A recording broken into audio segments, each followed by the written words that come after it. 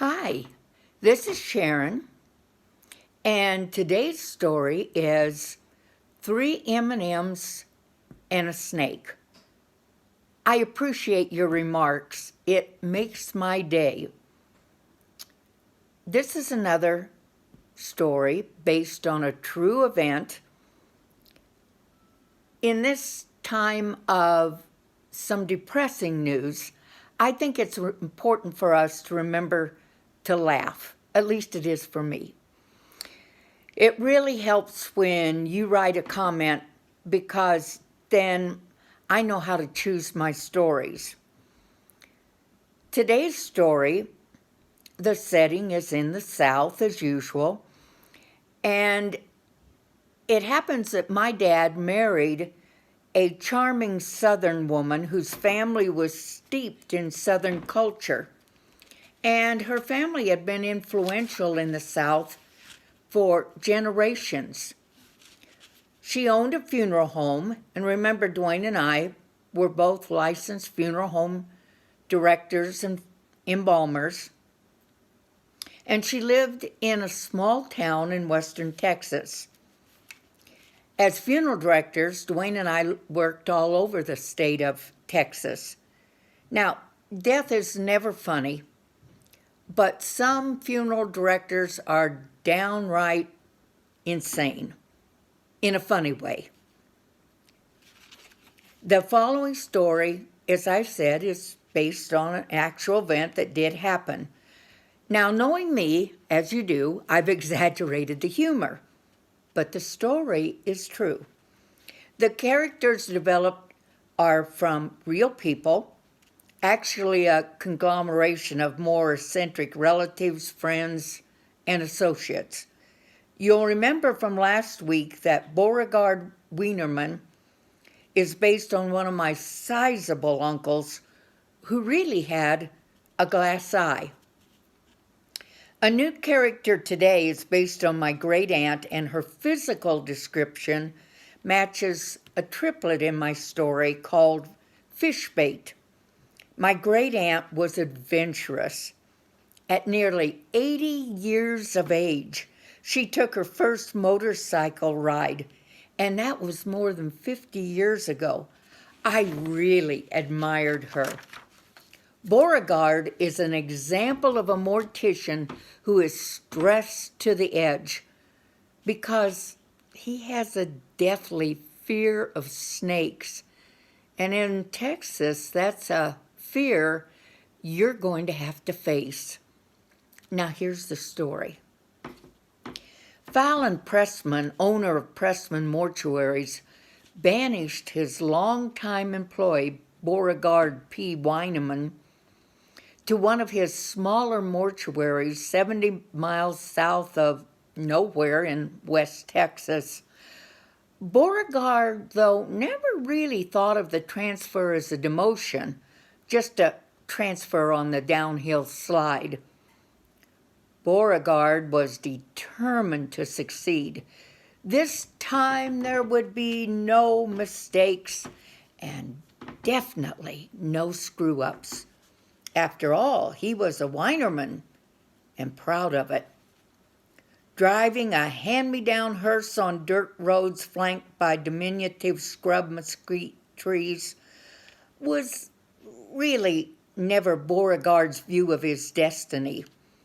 The wood plank-sided funeral home stood unremarkable on the front street of an early-day cow town when hearses were drawn by a team of horses.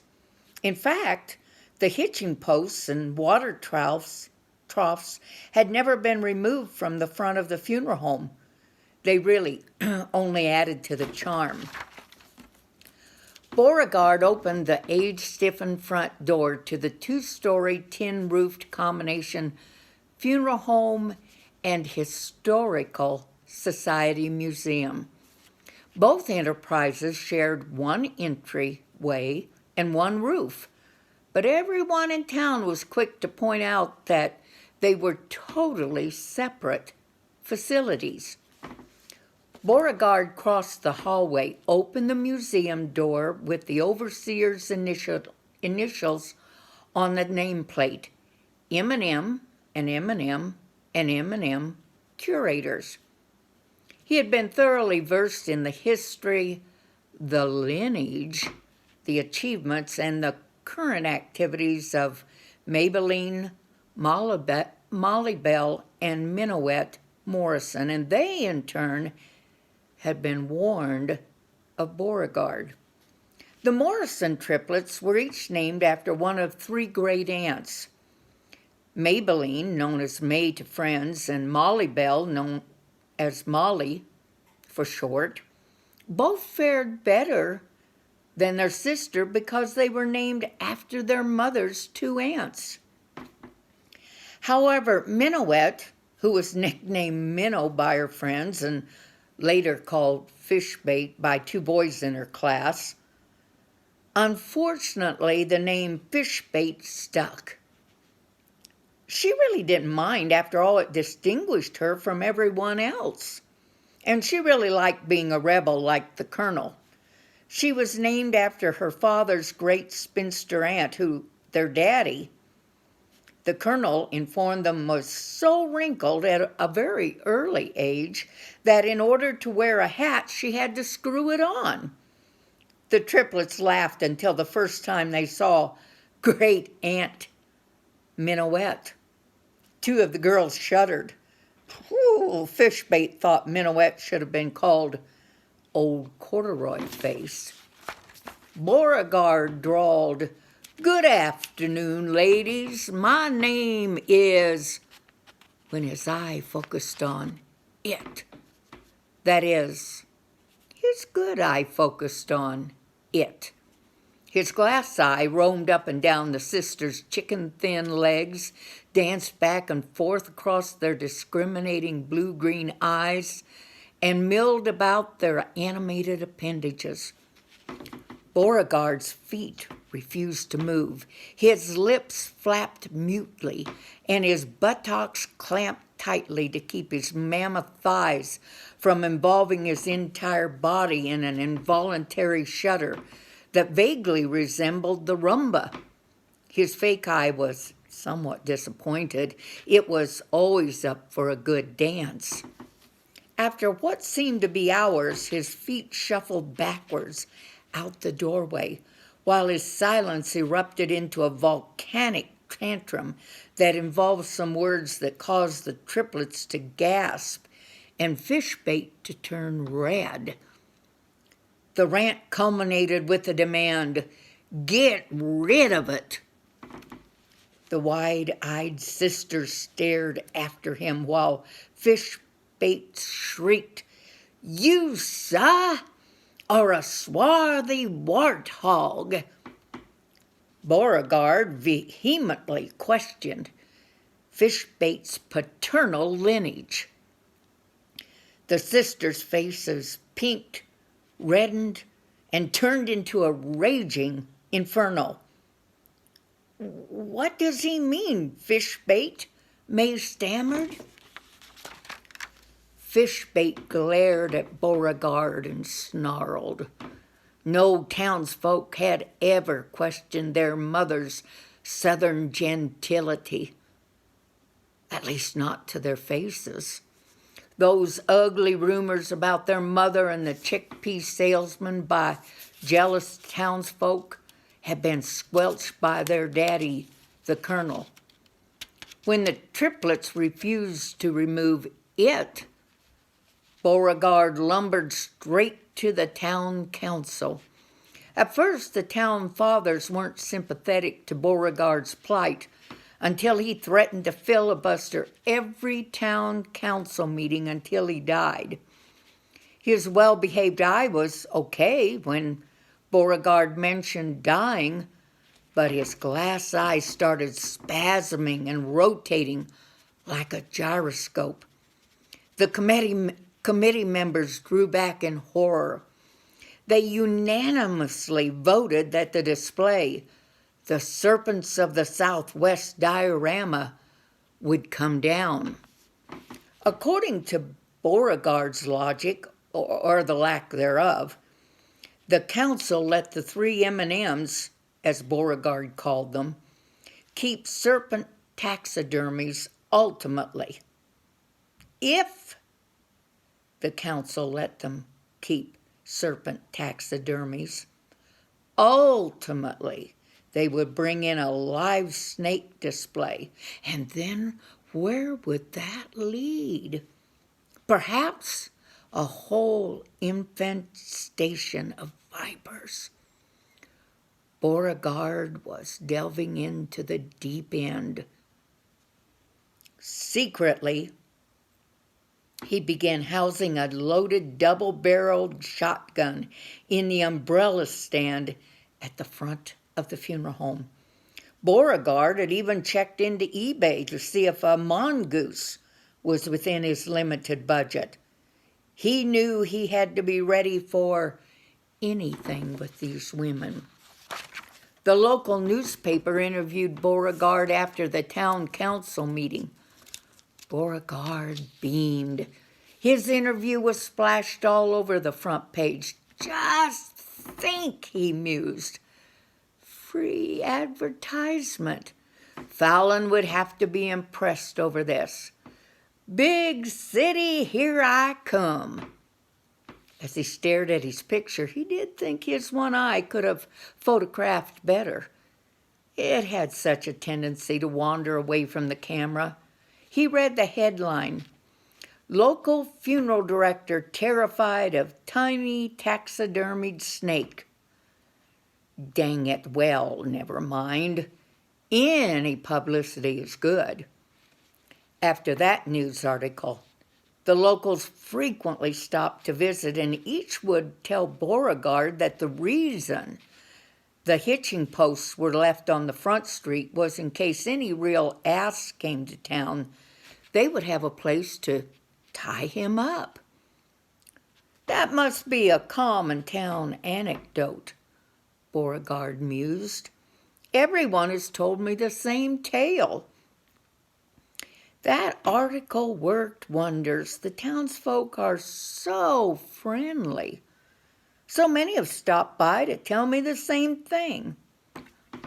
I'm getting popular. Beauregard had lunch daily at the local cafe. Brisket and barbecue beans. He stepped out the front door and looked up and down the street. That is, he looked with his good eye. The glass one just stared at his boots. Beauregard leaned backwards, positioned his hands on his hips, stretched forwards, and let one rip. He loved those beans, but oh my, they did have a sour effect on his belly. He hiked up his pants and wriggled his cheeks to adjust his size 54 boxers. He was satisfied, very satisfied. Fallon would have to promote him back to the city when he learned how Beauregard had single-handedly morphed these country bumpkins into refined city dwellers. Beauregard stood outside the funeral home for a few more minutes and pushed one especially noteworthy blue bomb. He then went inside for his afternoon meditation in the men's room. Every few days, Beauregard would patrol the museum to verify that the three old spinsters did not sneak it back in again. After all, this was his civic duty. One warm morning when the flowers peeked over the sleepy horizon and robins peeked and pecked at fat worms, Fallon arrived at the funeral home in a brand new, shiny black Cadillac for a surprise visit. It came after he had received an unsettling news clipping about Beauregard in the mail. A few minutes later, the sisters peeked around the side of the funeral museum building. My, but Beauregard is driving mighty fancy these days, Fishbait drawled. 3 silver-haired ladies crept around the building and tiptoed to the trunk of their boat-sized car and noiselessly opened it. A stranger to town might have assumed that the ladies would be frightened of a 5-foot bull snake, even a dead one. However, locals knew the sisters were ranchers before they retired and organized the Historical Society. The 3 giggled like petite chipmunks with liver spots as they hoisted the snake. It took all 3 of the 4-foot 7-inch women to lug the carcass to the rear tire of the Cadillac and carefully position the snake into a striking pose. They smiled at each other. They were pleased, very, very pleased. At that moment, Beauregard was regaling Fallon about the free advertisement and his refining of the local yokels. Fallon did not seem impressed. The 3 M&M sisters cleared their throats and shrieked in unison, "Snake, snake, Beauregard! It's a real tire biter!" They hid at the side of the building to watch the fiasco. Then, no matter how hard they tried to contain their emotions, they repeatedly bent over in peals of raucous laughter that was worth every ounce of dignity sacrificed. The colonel, Big Daddy, would have approved the tactics the 3 used in their own big war. Beauregard heard the word snake and screaming. It could only mean one thing. His worst fear had come true. He shoved Fallon aside, ran to the umbrella stand, and grabbed his double-barreled shotgun. Fallon could not believe what he was seeing. Fallon couldn't react in time to stop it.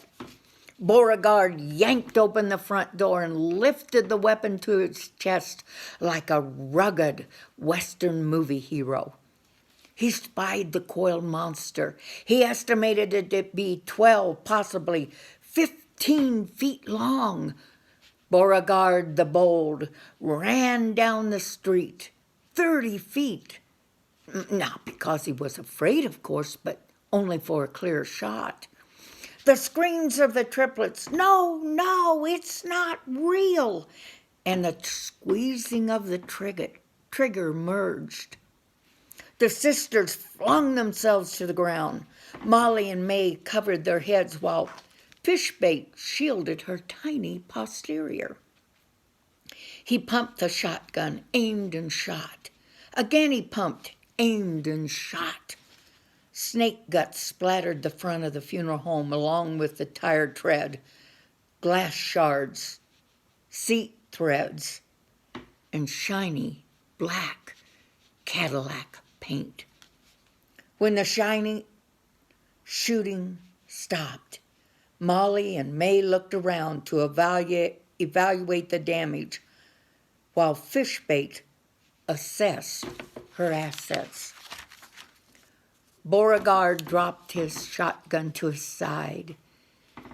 It was Beauregard's good fortune that the local reporter was on hand immediately after the first blast to record the heroic act for all Texas to see in the coming days. It probably would even make national news. His smile radiated his entire face. It was then he heard his name bellowed from the front door and saw the scowl on Fallon's face.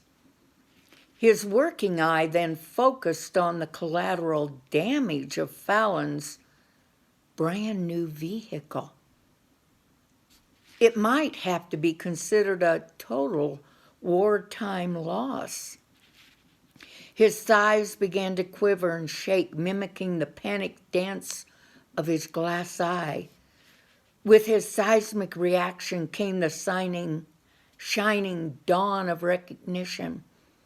that he would once again probably be relocated. I hope you had a laugh or two, like I did when I wrote this. Have a blessed day.